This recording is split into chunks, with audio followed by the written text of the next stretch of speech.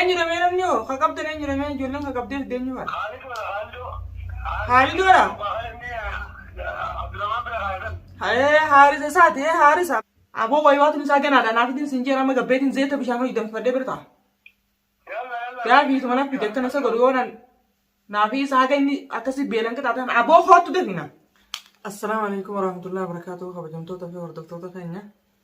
Akkam nagaa keessanii jira jirtuun isin ja'a ilmaan ayyaa dhufnee hunda warra soorii deebinee aagaa arrabaan hin dhuftee jechuun keessan isa kan oolu viidiyoo gaa amma dura dabres gaara dachaasas dhufee waan naan jees isinis quba qabdanii na haddadee turee innilleeni edammoo gaafa raanillee yaameenillee waan itti dhaammaddeessinillee dhageessanii jirtanatti fakkaatee agartanii jirtanii akkasuma immoo reefuunoo ani manaa deemitiin bakka biraa jira.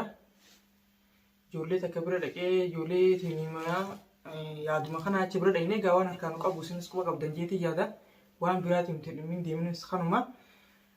Achi naa jiru natti dawwalee ijoolleen nama qabdee jirti naan jedhe. An garuu nama qabnee jiraan isaanii kun nan gammachiifne. Maaliif yoo jettan efa gaata kan manguddummaa takka namaan gaatan waan namaan gaatan san nama irratti itti himate san gaa kabajuma nama saniitu namaatiif illee akkasuma bareedina fakkaate. Efa takka dubbii takka namaan geesse namumarra dhiiftee akka namni sun su godhu eeggachuun bareedanatti fakkaateetinan khalaas harama jiru kana haa dhiifnu manguddummaa tanaan haa finnu jennee waliigallee deemne. Saniif naaf hin tahin saniif nan gammachiisin. Ammas hogganaa himan dubbii san keessatti namni isaan qaban osoo na surullee sanillee tahee wayya. Haa qabanii fidan kan nama biraati. Namni isaan qabanii fidan kun duuba bakka sannaanii bu'a aara kamna baasa. Hajaarsa kiyya harkaa qabu kabiraati. Haa isaan qabanii fidan kabiraati. Haa isa harkaa qabu achi qixaata isaa ittuma jira. Kunis gaa waan biraan lallataa bartarmaa fi nan gammachiisini. Amma kan barga ollaa bakka jiru irraa bakka haajaa nama deemeef kan isin jee kanarraa bakkumaan dhufetti uffata illee irraa baafnee akkanumatti dhufee kaameeraa haadde. Isaan illeedhaan gala hara manaatii hayyee dafaa manatti natti hoottaa jeetiin ture. Waa bilbilas naan deebine anillee garuu waaratti hin deebifne. Dhufne illee naan hin jenne inillee natti sin dubbanne garuu gaa waan irra jiru sin beekne amma. Yaa bu'aan hin beekne wallaahi gaa Oromooti himii du'aa godha yaa dubbii tan harama nagatti rabbi nurraa hafitu jaanii gama kiyyaani. Dubbiin nama qabuutu naaf hin taane ani.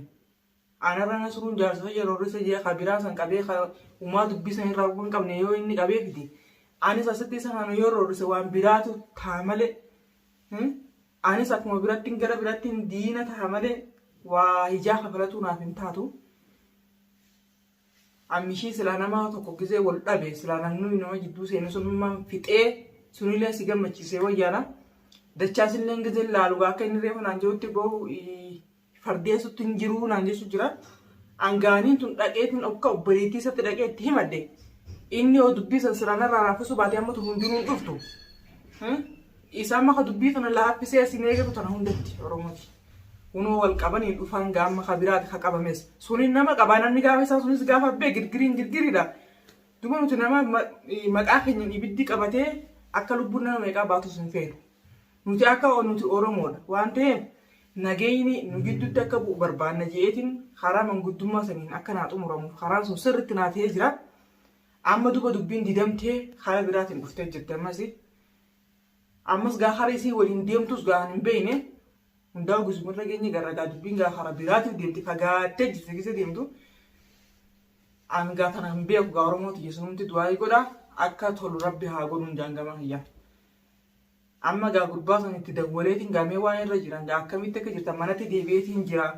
Maali isin agaree unu amma fiigan jarjaraan dhufee ulaa badee mana ol seene eessa akka jiruu fi dubbiin tun hagamta akka dhugaa takka hin gaafadhaa'u. Aboo arrabbi dhugaa irratti hin godhin jaawa. Yoo tahee qaban na surusan kanaa qaban. Yoo danda'ame jaarsuma hiyyachinaa baasudha malee nama biraa qabanii natti fiduu hin fedhu. An Oromootti roorrisuu hin fedhu. Kanumti Oromootti roorrisuudha maqaa biraa nama baasee nama roorrisuudha cikeeta muratee manaa gabbee mataana suruuti kanuma akkana suru itti hafuuf hin numti. Garuu booda seenan isa gaafatti. An seenaa fokkottuu galmeessuu hin fedhu. Ani numti kana nagaan harkaanaa bahuun fedha malee maallaqa isaallee yoo jee. Hunu ammoo naqaaf maallaqa kama nyaachuu deema haa nyaatu. Dirree beekuma himatee haa nyaatu. yoo sirnaan hagana buusnaan jee annin buusa seera yoon itti mate maallaqa sirraa buufne irraa sii buufne boo innaan illee himachuu diti gurbaan Farhaan itti dubbatee jira siinillee dhageessanii ni loleen gurbaan wardiyyaa isaasa itti ka'e hundee seeraa moo maal hajaniin sana waa'ee ni jeen quba qabdan isinillee silaa afaan nagaatti akka nuti nagaa barbaannu ta'e nagaan dhufatee maallaqa irraa dhimma maallaqa irraa qabaatee yoo gaa waan biraa irraa qabaate malee sanii ta'e silaa maallaqa isaa himatee buufneef nuti illee adda dhaabbanni nagaan rakkoo isaan jidduu jirtu sanallee namaa jira manguddoo jira namni gaa bakka jirtu nama qaba silaa furbaatee dhufe garuu isaan wanni deemaniif waan biraatiif nuti akka isaan sanatti hammaannee keessa dabarree waan fokkottuu hojjechuun fee saniif nan gammachiisin isaa qabuun kun akkasii amma garuu waan dhufanii gaa walumaan humna eeyina haaratti dhufanii gaa namni qabanii fidan kun yoo nasruu ta'e arra isaa dhumatte akkasii shirmoon isaa bishaan fidde akkan isa godhu warri isin hordoftoonni isaa warri isa hordoftan dhuftanii harkaa baatan yoo isa ta'uu baate arra rabbi najaasa baase akkasii nasruu arra rabbi najaasa baase yoo isa ta'uu baate haa qabamne kun yoo isa taate gaa waa lama callaa walii tattiinee jira gaama itti dawwaleetiin mee bakka jiran isaan kanas safuura bakka gahaan gaafadha mee nama sanis gaa yoo bira gee jiraate gaa dhufutti jiratti ijoolleen fiduu dhufu jirra walumaanuu harmana keessanii dhufnaa naan jedhanii turan gaa'ii reefu akkas naan jee ture inni amma gaa bakka gahaan gaafadheetiin gaa waan irra jiranis nama sanis abaluu eenyu akka ta'e akka addanaa baasaniif irratti dawwaleetiin gaafadhaa silaa gaa qaatti akka dhufanii awwaan mana bira gaanii useetiin jarjaraan fiigaa dhufee giseen dhufee sin jiranii waa irratti illee dawwalle dafeetuman kaameeraa haadde maleedha akkas amma irratti dawwaleetiin bakka jiran gaafadhaan isiniin jaa Oromooti.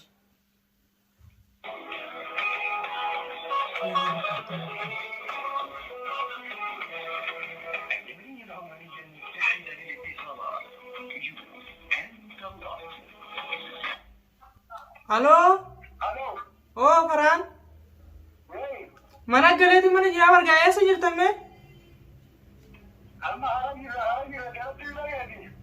Haa? Wal agartanii jirtanii? Eenyu dhamee namni hoo? Ka qabdan eenyu dhamee ijoolleen ka qabdee fiddeenyu faadha? Haalidoodha? Haarisa isaati haarisa bakka qabame boo'isuu ta'anillee bareeda akkas naafida dengedde maallaqa akaawuntii ergennaan maallaqa sinii keenya akaawuntii erguu dhiisee harakaata godhe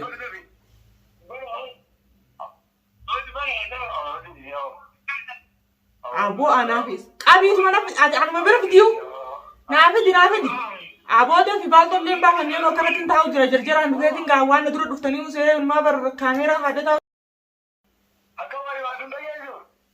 aboo waywaatun isaa ganaadha naafitiin sinjeera amma gabbeetiin zeeta bishaan hojii danfadhee birtaa yaa fiitu mana fide akkana isa godhu yoonan naafii isaa haga inni akkasii beelan qixaatan aboo hoottu dafina aboo osoo nasruu santee sirraa na gammachiisa dhiisi gaawwan irraame ammanuma kotta yalla akkasi gaawwan Oromooti yaa qabnee finne Haalidoodhaa jedhanii gaa hordoftoonni Haalidootis gaa warri kana gaa ibiddaan gubi maarree godhi warri jettan san gartee hoottaan harkaa baasaan isinin jedhe waan biraatiin miti hoottaa fuudhaan harkaa kunuun harka dhufe boru galgala nasruun qabee ibidda mana kana boru galgala nasruun yoo qabee sin finne akkas gaa hordoftoota kiyyaa amma gaaniis gaa gammachumaan dhufee akhbaara kana isin biraan ga'uu jecha dhufee gaa osoo huccuu simtoonaan takka farraan baasan akkuma nagartan kanatti dhufee kaameeraa haadee garuu gaasilaa waafan ooltu osuma akka manguddummaa saniin akkuma jenne saniin silaa dhumatti illee aluma gammachiifti garuu taate akka taayetti dhuftee efa dhuftee tun illee hin gammachu maaliif yoo jettan achii lubbuu taayetti dhiibu jira nasruun isatti qajeelchate fi deemee bakka bira taayee qama haa lubbuu jaarsa xiyyaafatu jiru isa baga dhufee hunda baga qabamee akkasii qabe gaayii waan hin godhu taa'u haga viidiyoo biraatti walitti deebinuun isinis waan hin godhu wajjin arguu jirtanii hordoftoonni isaatis warri nasruu hordoftanis warri isa hordoftanis hundi fesanuu galatoomaa isinin jaa bakka jirtanitti akkasi haa hojjetu taa'ee hojjeta isin afaan timtimtum jaa bakka jirtani anamma fixadhee nagaatti.